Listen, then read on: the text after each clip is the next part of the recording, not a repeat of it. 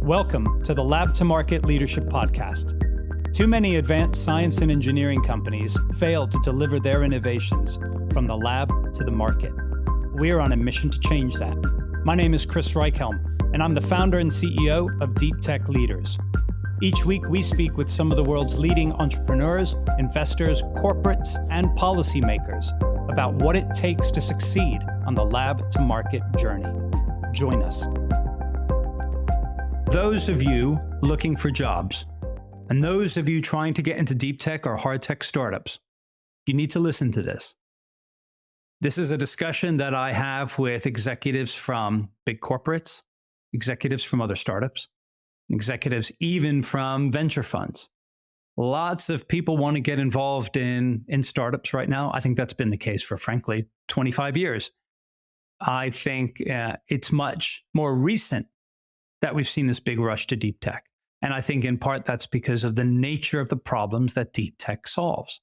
They're trying to address, or they're addressing the biggest problems known to mankind.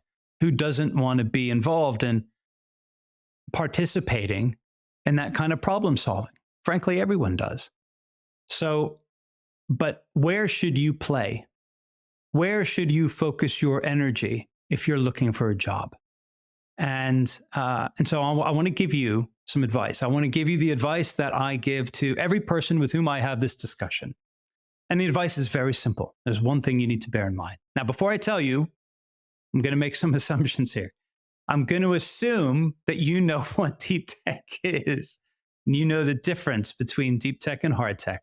You understand that deep tech and hard tech are not like enterprise software. They're not like, SaaS is a business model, but the distribution costs and the time to market are wildly different.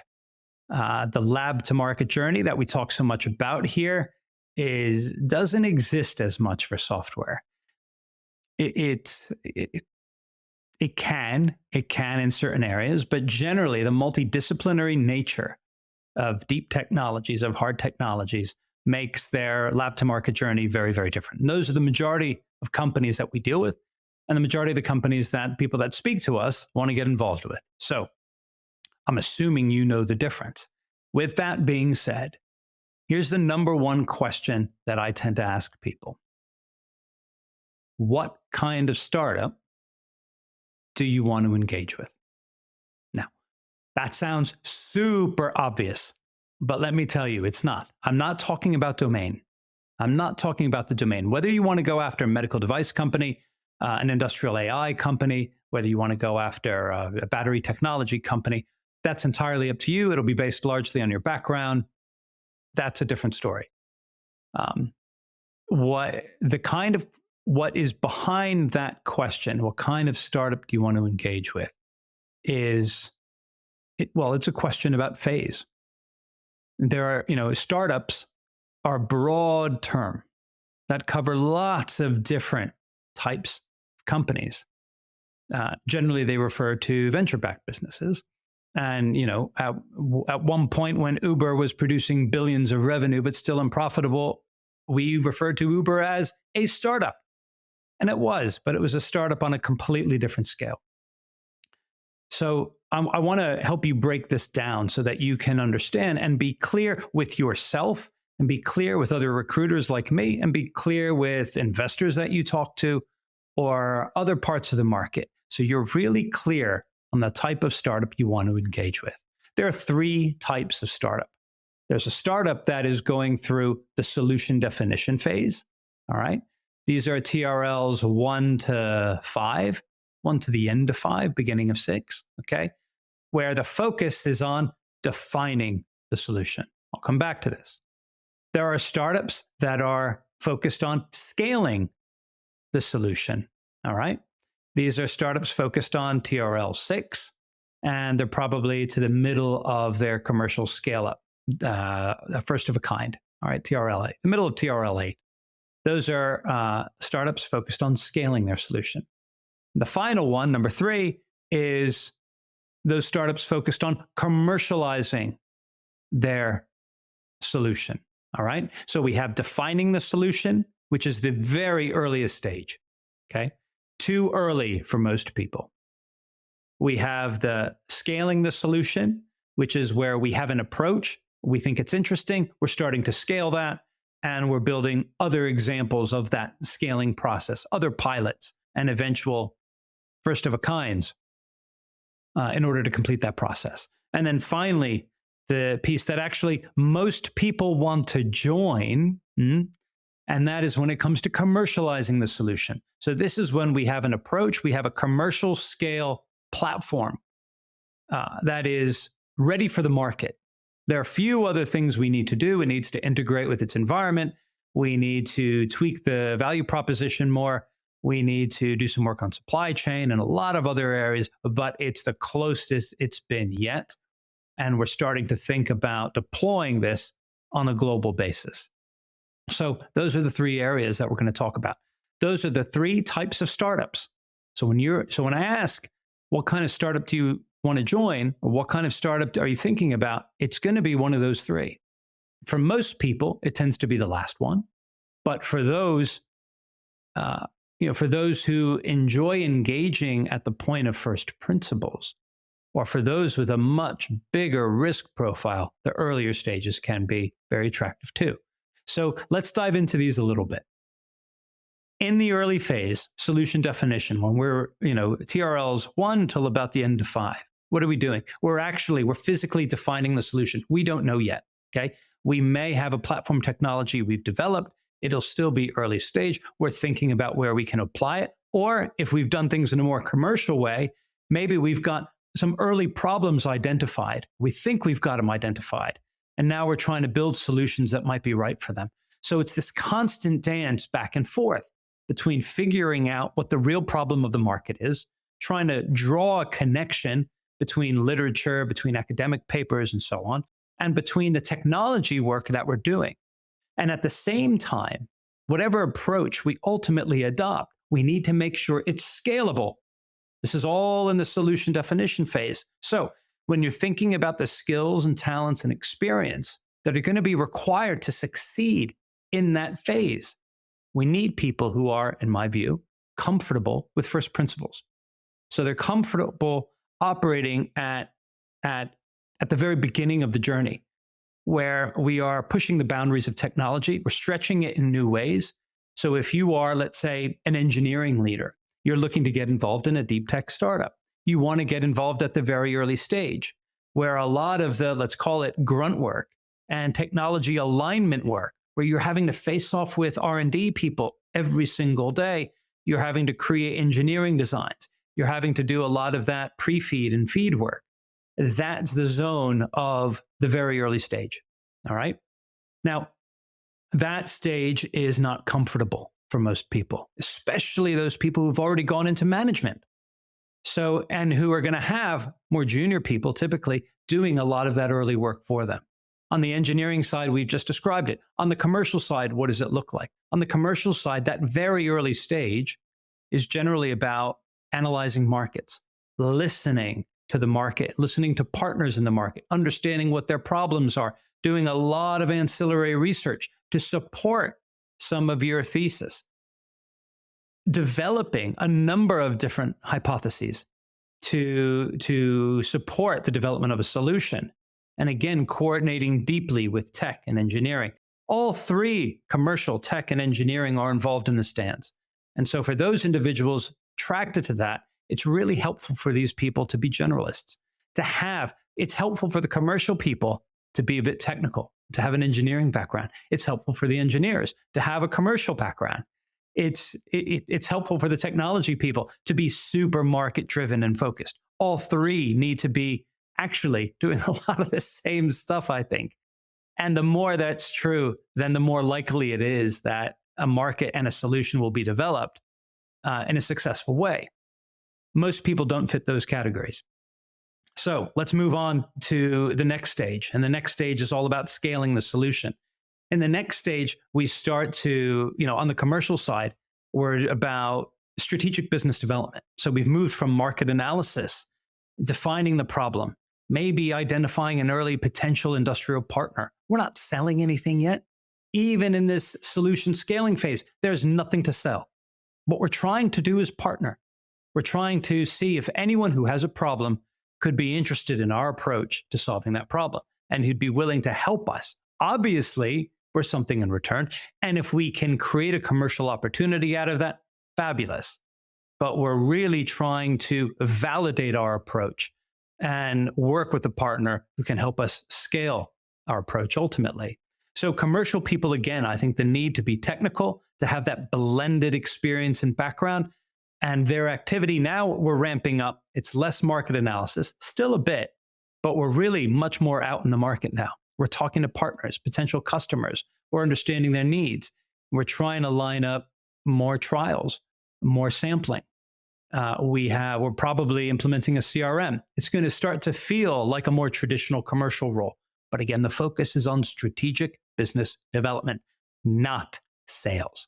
From a scale-up and engineering perspective, we're looking at graduating from very small gram scale to kilogram scale. We're building pilot plants. We're maybe considering working with third-party manufacturers.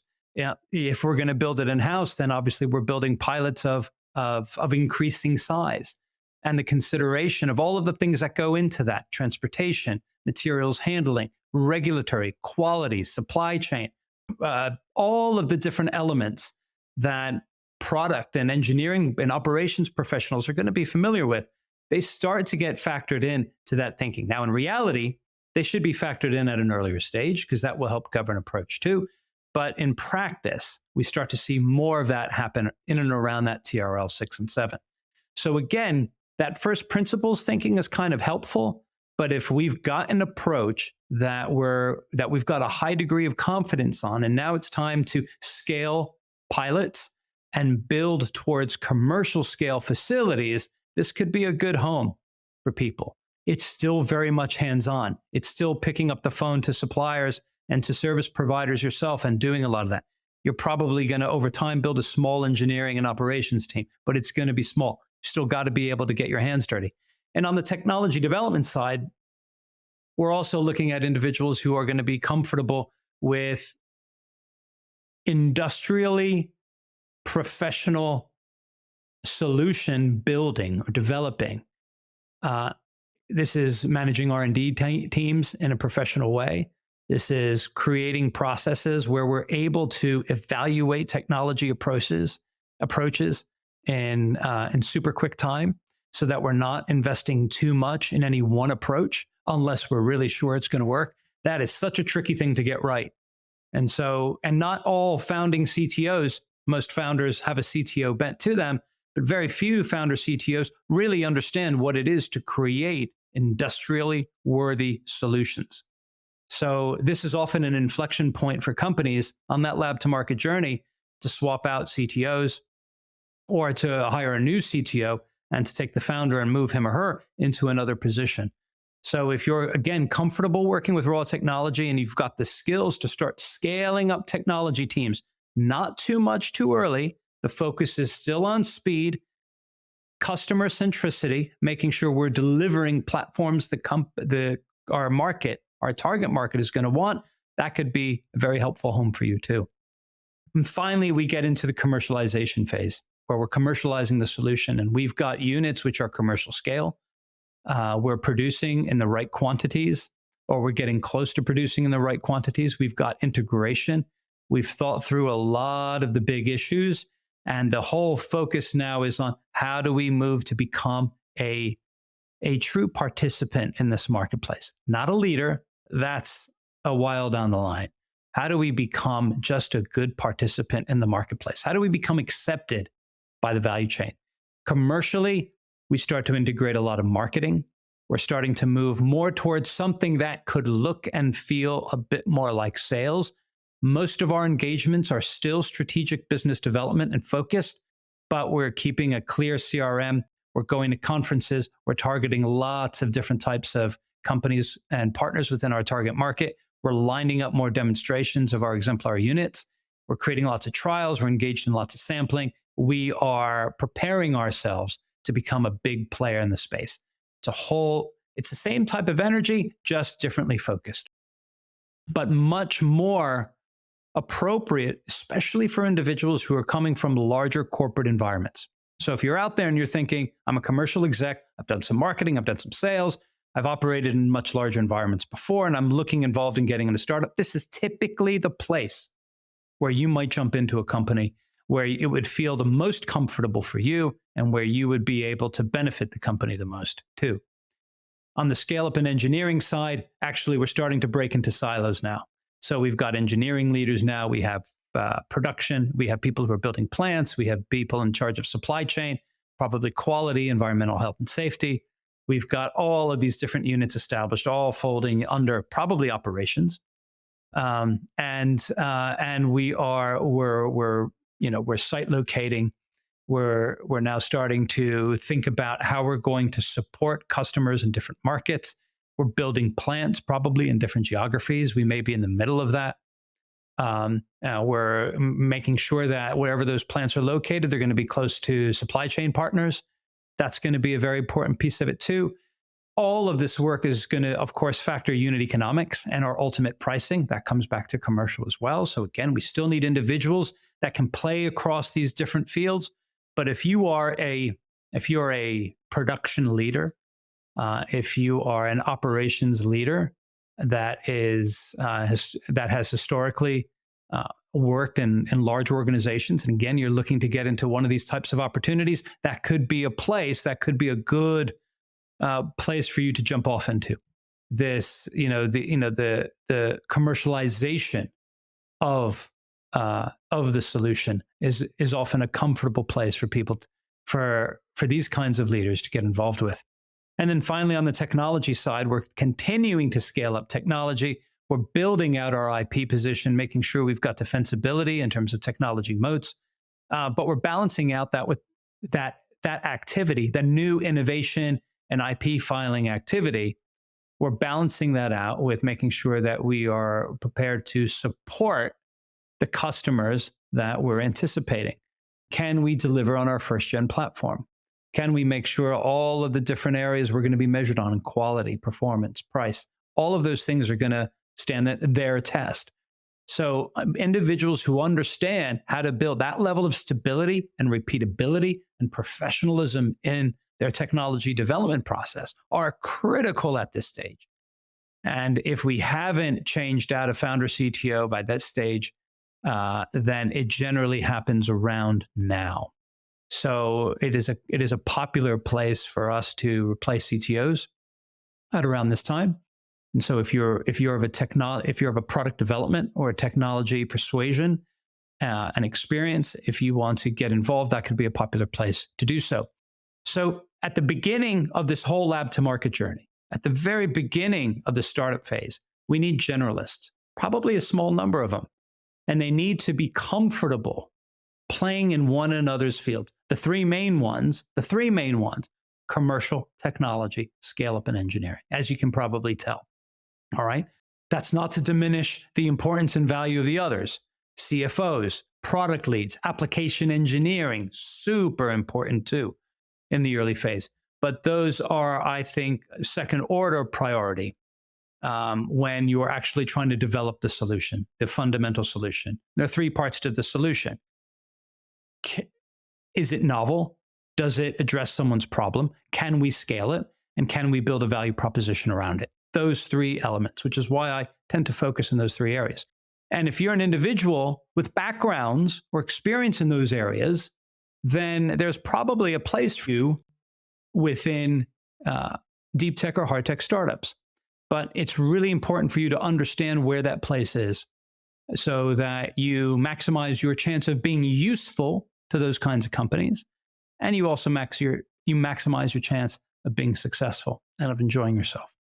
So look, I hope that's been helpful. It's the number one piece of advice I give. And so ask yourself the question, where can I be most useful for startup companies on the lab to market journey? One of those three areas, defining that solution, scaling that solution, or commercializing that solution. I hope that's been helpful. See you again soon. You've been listening to the Lab to Market Leadership Podcast, brought to you by Deep Tech Leaders. This podcast has been produced by Bauhaus. You can find out more about us on LinkedIn, Spotify, Apple, or wherever you get your podcasts.